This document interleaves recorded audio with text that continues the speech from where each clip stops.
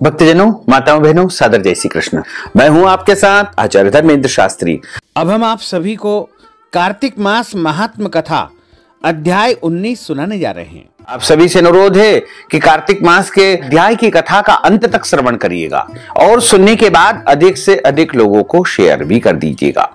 बोलिए श्री लक्ष्मी नारायण भगवान की जय।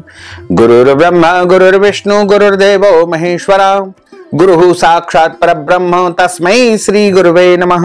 कृष्णाय वासुदेवाय हरये परमात्मने प्रणतः क्लेशनाशाय गोविंदाय नमो नमः। वसुदेव सुतं देवं कंस चाणूरमर्दनम देवकी परमानंदम कृष्णं वंदे जगद्गुरुम, कृष्णं वंदे जगद्गुरुम। बोलिए श्री लक्ष्मी नारायण भगवान की जय।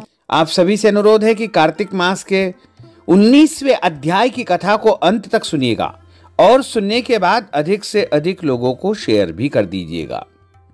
बोलिए श्री लक्ष्मी नारायण भगवान की जय। श्री विष्णु मम हृदय में प्रेरणा करने वाले नाथ, लिखूं महात्म कार्तिक राखो सिर पर हाथ। राजा पृथु ने पूछा, हे नारद जी, अब आप यह कहिए कि भगवान विष्णु ने वहां जाकर के क्या किया तथा जलंधर की पत्नी का पतिव्रत किस प्रकार से भ्रष्ट हुआ था। नारद जी बोले कि जलंधर के नगर में जाकर के भगवान श्री हरि विष्णु जी ने उसकी पतिव्रता स्त्री वृंदा का पतिव्रत भंग करने का विचार किया। वे उसके नगर के उद्यान में जाकर के ठहर गए और रात में उसको स्वप्न दिया।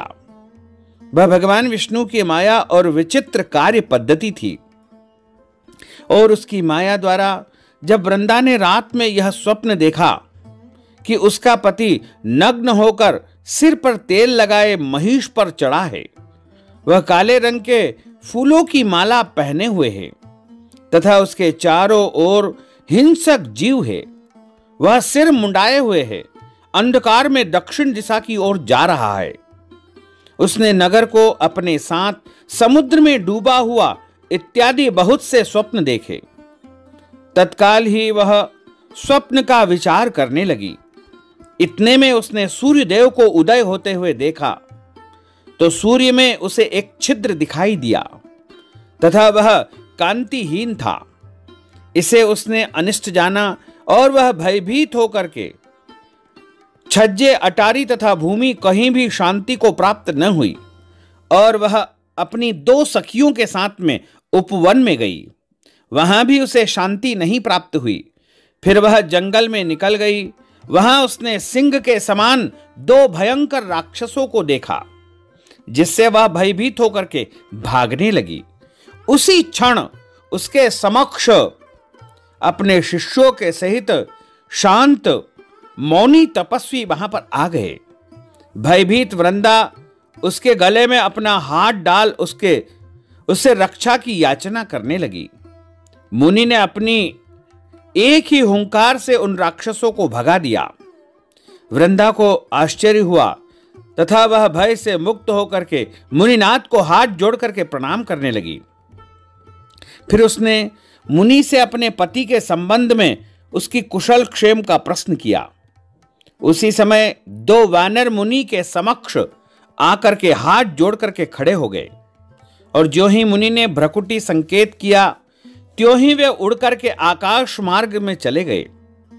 फिर जलंधर का सिर और धड़ लिए मुनि के आगे आ गए।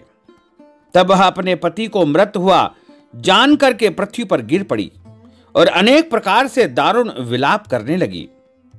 उसके बाद उस मुनि से कहा कि हे कृपानिधे, आप मेरे इस पति को जीवित कर दीजिए। पतिव्रता दैत्य पत्नी ऐसा कह करके दुखी श्वासों को छोड़ करके मुनीश्वर के चरणों में गिर पड़ी। तब मुनीश्वर ने कहा कि यह शिव जी द्वारा युद्ध में मारा गया है, जीवित नहीं हो सकता है, क्योंकि जिसे भगवान शिव मार देते हैं वह कभी जीवित नहीं हो सकता। परंतु शरणागत की रक्षा करना सनातन धर्म है। इस कारण कृपा करके मैं इसे पुनः जीवित कर देता हूं। नारद जी ने आगे कहा कि वह मुनि साक्षात विष्णु ही थे, जिन्होंने यह सब माया फैला रखी थी। वह वृंदा के पति को जीवित करके अंतर ध्यान हो गए। जलंधर ने उठ करके और वृंदा को आलिंगन किया और मुख से चूमा। वृंदा भी पति को जीवित हुआ देख करके अत्यंत हर्षित हुई और अब तक हुई बातों को स्वप्न समझा। तत्पश्चात वृंदा सकाम होकर के बहुत दिनों तक अपने पति के साथ विहार करती रही।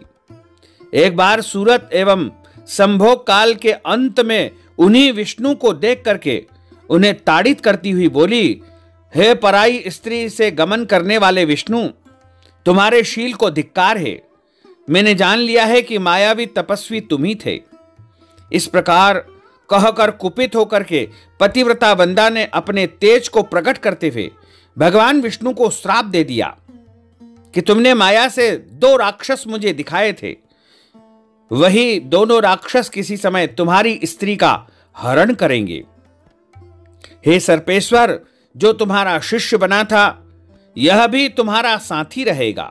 जब तुम अपनी स्त्री के विरह में दुखी होकर के विचरण करोगे, उस समय वानर ही तुम्हारी सहायता करेंगे।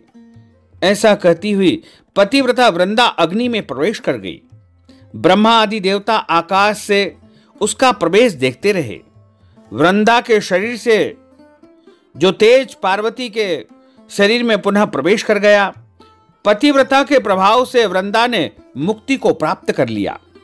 इस प्रकार कार्तिक मास के अध्याय 19 की कथा का यहां पर समापन होता है।